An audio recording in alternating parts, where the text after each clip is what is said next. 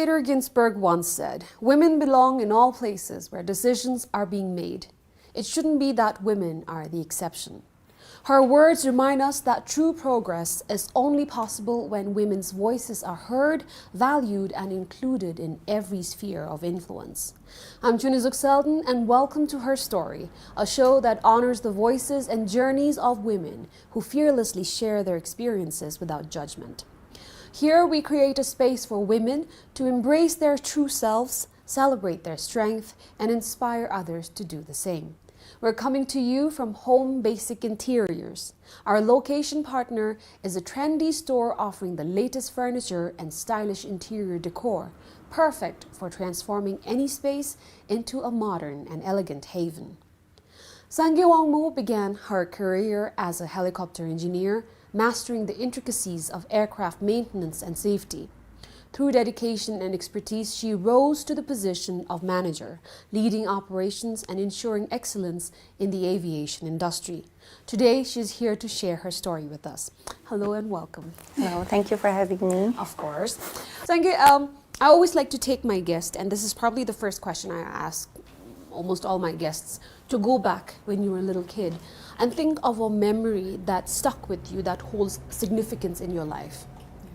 Okay, the childhood memories, there are many, but something which really holds a significance in my life is spending my winter vacation with my cousins back in Gelifu at my aunt's place. That really holds a very beautiful memories because she had a very beautiful garden and she had all sorts of animals like starting from the cats, dogs, rabbits, chickens, goat. So we were young kids, like, playing by the riverside, climbing trees. And it was a farm with so many different animals playing and celebrating the New Year, and even the Dampi Losar used to happen in winter break. So those memories really hold a very special memory in my mind. Because of that, I feel like I'm still very much rooted to our culture, and I'm very family-oriented person and a happy person, I'd say. And so that's what I feel. It was a very beautiful moment. You're right. Back then we had summer residence and winter residence for us too. As kids, we would go to school in one town and then go vacation in another place, and that place is Gelifu for you. You grew up in Paro? Yeah, yes, mostly Paro and even in Thimphu. Thimphu and Yes. Paro. Okay, all right. So, what kind of girl were you when you were younger? When I was younger, I was I would say, a very immature. I was quite immature. And I was very bubbly, happy, and I used to love dancing. I see. Yeah. It sounds like me, by the way. I used to love dancing. I was always in front of the mirror dancing with my cousins. And yeah, I think that's it. Yeah. Has that changed though now? Not really, but of course with age and with the sort of profession that I'm doing, I feel that I have become much matured now with my decisions and life, taking things seriously. But other than that, I'm still the same. I'm like playful and I see. cheerful. Which is good though. It takes a lot to keep that spark that you carry when you're younger to carry on when you're an adult. Sangay, so let's talk about your profession. Yes. What does your job require you to do? Okay. I started as an aircraft maintenance engineer. I studied in Bangalore after my high school. So exactly the response. And you studied what? I studied aircraft maintenance engineer from Bangalore, Hindustan Aviation Academy. So the main responsibility as an aircraft maintenance engineering is to make sure that of course it's a maintenance on the aircraft, especially that I'm working on helicopter division. So like inspections, maintenance, we have to do that. But again, it's not just random maintenance or inspections. It is aviation is a very legally stringent airworthiness and safety. That part is very important for us. So we have to make sure whatever maintenance we are doing on the aircraft, it is done very much properly as per the aircraft maintenance manuals, and we don't do anything beyond those manuals or procedures. So that is our main role, okay, as a maintenance engineer. But now I am a manager of engineering and maintenance section. So my main responsibility right now is, of course, managing the entire section. So we have engineers, we have procurement section, where we have to purchase the aircraft parts and components. So that also we cannot just buy randomly from the market and everything. So my sole responsibility is to make sure my engineers, my procurement team, everybody is doing their job and responsibilities properly as per the SOPs or the procedures. So I have to make sure that everything is done properly. Oh, wow. Sangay, engineering is already a very complicated, a tough career to pursue. And then you go ahead and choose aircraft engineering. And why? Let's go back to when you decided, okay, I want to be an engineer for the helicopter. Yeah. So like every other student, after we complete our 12th, high school, I completed my high school from YHS. So I know everyone, we are like, okay, what should we do? That question always pops up. So even I went through that phase, like what should I do? What am I good at? But again, I always wanted to do something very different, unique. I didn't want that normal job sitting like 9 to 5, something like that. So, and I was like, okay, what should I do? Then I grew up in Paro, like my childhood. So, of course, aviation, I've used to seeing the aircrafts flying in and out, and I have few, like my father's friend who were in aviation, like engineers and pilots. So I was used to with that kind of environment. So I thought, like, why not try something in aircraft, in aviation, I mean. And of course, like aircraft always fascinated me, you know, the way it flies, the types of components and the systems it has. That always fascinated me, and I thought it would be really challenging becoming an engineer. And also, that back then, there was not even a single female aircraft maintenance engineer. So I thought like, okay, something really interesting. I can do that and maybe become a first aircraft maintenance engineer in Drukgyal. Of course, my aim was to work in Drukgyal because Drukgyal was the only aviation company, yes. So that's how I pursued my aviation And that career. took you how long? Studies? Not much. It just took me 3 years. Okay. Three years, yes, 3 years of basic course. I came back to Bhutan, and now when it comes to aircraft maintenance engineer, after completing your course, it is not that you're ready. We have to get a license from Bhutan Civil Aviation Authority. So that took me around 1.5 years getting my license done. And after getting my license and completing my course, of course, I was unemployed for like around 2 years because that time, like I said, Drukgyal was the only aviation company. There was no vacancy coming up, and I was not ready with my licensing. So I was jobless for 2 years, of course. That was a bit a low phase of my life. But of course, I'm really grateful because my parents were really supportive. They never pressured me like, okay, you took this course, you should at least try to get some other job. They really supported me, and like they waited patiently for me to something would of course turn up nicely. So and Tashi Airline came up. I was really excited. Unfortunately, they were not hiring anybody. They were hiring engineers directly from, I think, subcontracting from Thailand or something. Then, yeah, of course, time went by, and one day I see this vacancy in Quinsel, like, okay, helicopter the company is coming up, and requirement of all those things. Of course, I was really excited, and like at least something is there. So I applied, and I'm really lucky and fortunate I got the opportunity. That's the thing with studying. Like when you really know what you want, you go ahead and pursue that. And because given the size of the country, there's not a lot of companies. Like in your case, in my case too, I wanted to be in broadcast and I studied broadcast journalism, right? Then I came back and there's no job opportunity. And I wasted a year waiting. So, actually 2 years too. So did you ever, in those 2 years, or in that year when you, no, 2 years you said, 2 years, did you ever question yourself that, oh, I should have done something else that... Yes, I did question myself because that time when I had completed my high school, civil engineering was a thing.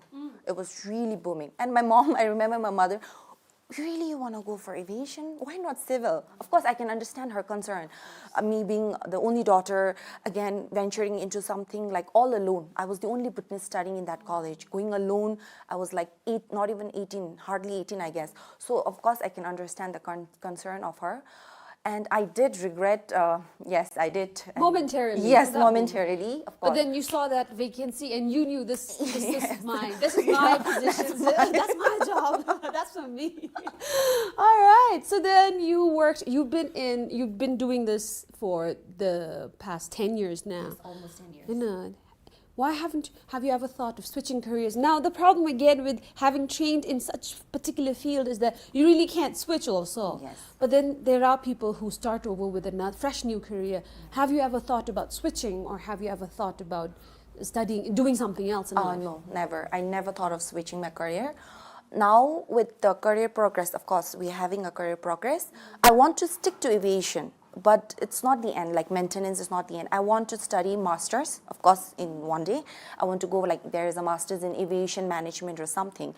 And so many, now we have a very great opportunity in aviation with the GMC project and international aviation coming up. So I want to do something in that, like something for the country in the aviation sector as a woman. I'm looking forward to it. You already are. I hope you know that. You already are contributing towards the community of women and to the community as Bhutanese, the Bhutanese community doing the job that you're doing. Yeah. So let's talk about support system. For women to stand out and stand up for themselves, they need a strong support system. Who's your support system? Of course, initially my parents, always my parent. But after that, the support system I got was like ever since I started my career, like I would say my teamwork. I have a very, very good and strong team. I'm really grateful because as a woman starting a maintenance engineer and now becoming a manager, without a very supportive team, it would be impossible to whatever we have achieved. And we have been doing good actually, the helicopter section. Earlier, of course, it was a different company, Royal Bhutan Helicopter Services, and now with Drukir, we have been doing really good. So they are like my team. I'm really grateful and thankful to them for never underestimating me and supporting me. Initial phase when I had just become a manager, it was a very new thing for me. I had to learn everything from scratch. Then, of course, my former CEO and my managers, they were also really supportive. They never biased like women, men, no, you cannot do it, give this opportunity to men. It was never like that. They were really supportive, no bias. And I'm grateful to being born in Bhutan, actually. I feel like in Bhutan, compared to many other conservative countries, I feel like women are really supported and like really pushed forward. I feel that. That's good though. And I'm glad you're sharing this. I was going to ask you, did you ever feel like if you were a man doing this job, would that have been easier for you, say? But you clear that up, saying they were supportive and they were there for you whenever you needed. Now let me ask you this: when you became a manager for the first time, what sort of challenges, and do these challenges relate to your gender, or the fact that you're so young, first of all? Like even now I look at you and you appear young. So what kind of challenges did you face? Challenges I faced was first thing, because I think I was not that experienced to become a manager. I feel when I became a manager, because I was in service for just 2 years, it was merely 2 years, and I was a position as a manager. And to understand that managerial position, you have to understand your staff, because you just can't go and like make them do this, make them do that. I have to understand their skill and their talent, and accordingly I have to plan. So I felt that was quite challenging for me, because I'm a bit emotional person, and sometimes, of course, disagreements happen. Different people, different personalities. There were a few disagreements, but at the end of the day, we all work for a company, for a country. We used to come to a conclusion, or to come to a point that, okay, it's not something personal. It is for a company or a country. Let's work it out. So initially, yes, I had my share of breakdowns. Obviously. Yeah. And another challenge was understanding the people more. Then another thing was like, of course, studying the whole system. Like I said, aviation is like very stringent on safety, regulation, and everything. So I have to be on my top notch, learning and understanding the safety, like regulations and everything. So that was also quite a challenge for me. And then accordingly making planning and SOPs and everything. I see. What about motivation? Whenever you feel like you are drained out or tired, or when you have confrontation at work, who is your motivation or who is your mentor that you talk to?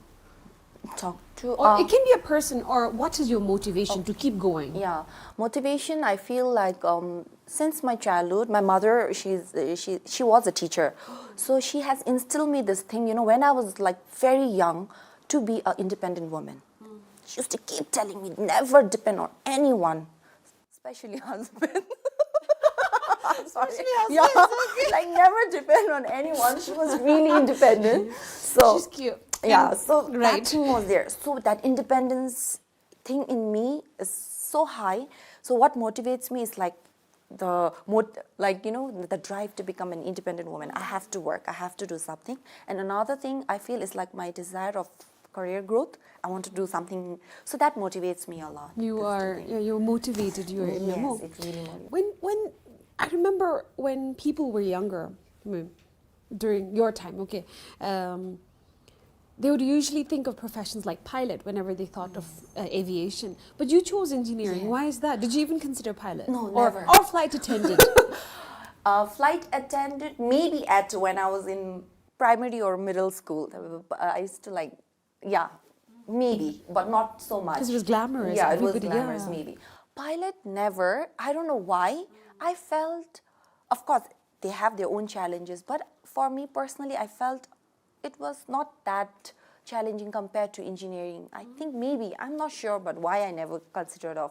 It was just something that Yeah, you chose, something Mimu. Okay. What has been the most rewarding moment in your career so far? Okay, the most rewarding would be receiving a Druktukse from His Majesty, of course. That as an entire company, again, it was not something individual. So we were awarded with a Druktukse back in 2021 for doing exceptional job during COVID. Our company, we did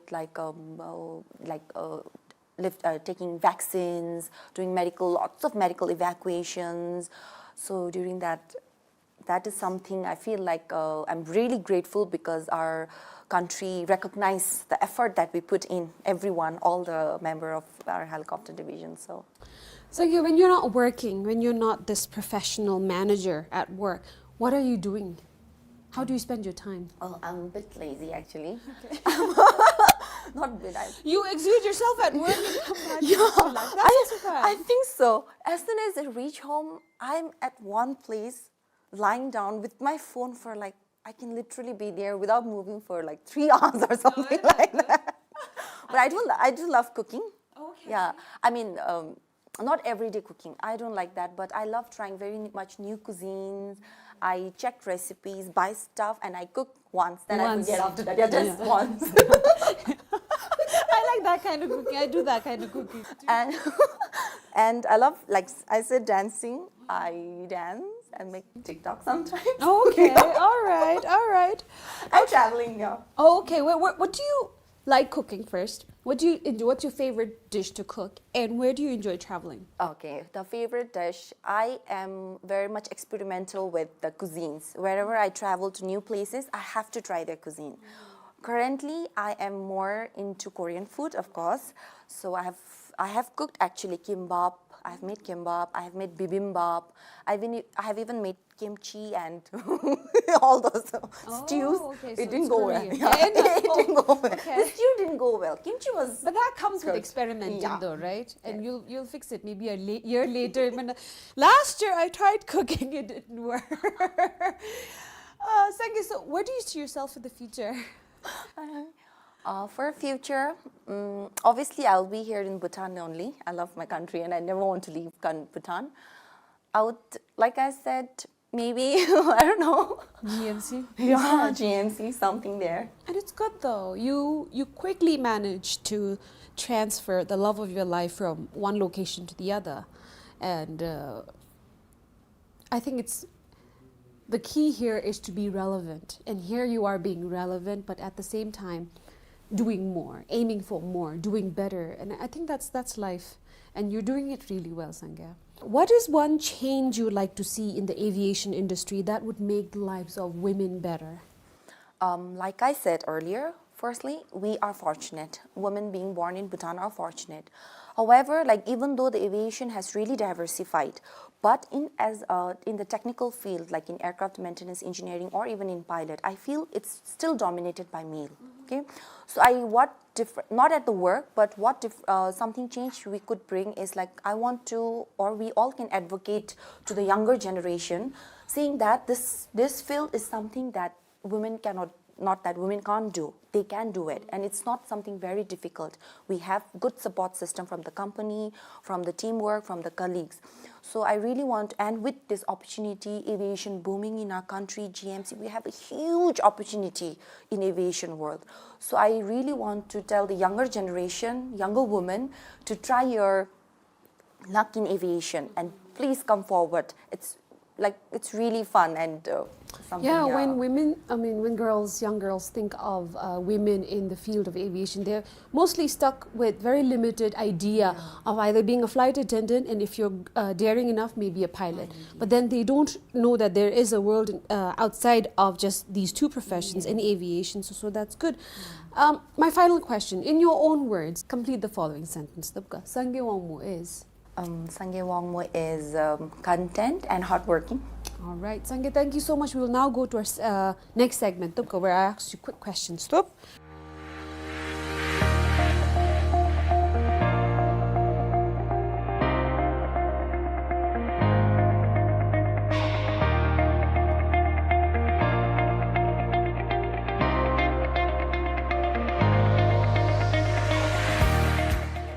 I've always been a fan of John Abraham, so dinner with him once at least.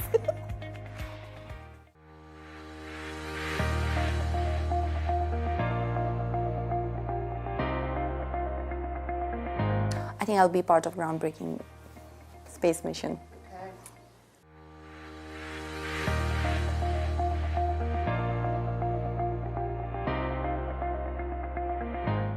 Always Himalayas.